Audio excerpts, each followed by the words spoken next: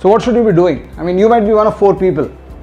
People who are just starting preparation, people who are somewhere between 10 to 40% portion coverage, people who are somewhere between 50 to 80% portion coverage, and people who are above 80% portion coverage, which includes people who have already completed portion. Wherever you are in terms of your preparation, even if you're just starting off, this is the first step. You really cannot take the approach कि पूरा portion अब complete करेंगे, उसके बाद mock test start करेंगे. So your approach has to be a little bit different. So your approach has to start with an audit. First do a confidence audit. कि which question types, which chapters you're comfortable handling, comfortable solving.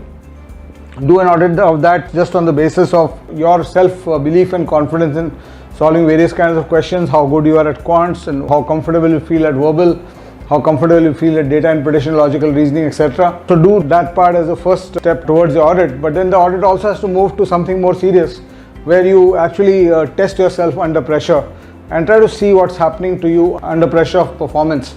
So try to push yourself through at least a couple of section tests on each of the sections.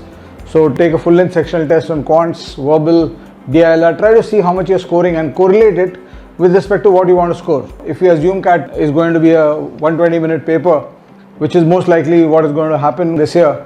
So if it's a 120-minute paper, then you need to score 100 marks overall to get a 99 percentile. A 120 plus will give you a 99.7, 99.8 percentile. With this audit, you need to create a clear plan. Okay, I'm scoring 10s, 20s in verbal. How do I get to 40s? And what is my breakdown of verbal, quants and DILR scores so that I get to my overall score target which I'm looking at. So that's the first part of it, and the first 7 days you can use for your audit itself. What should be my audit structure? What should I do? कौन से area में मेरे को क्या confidence level है?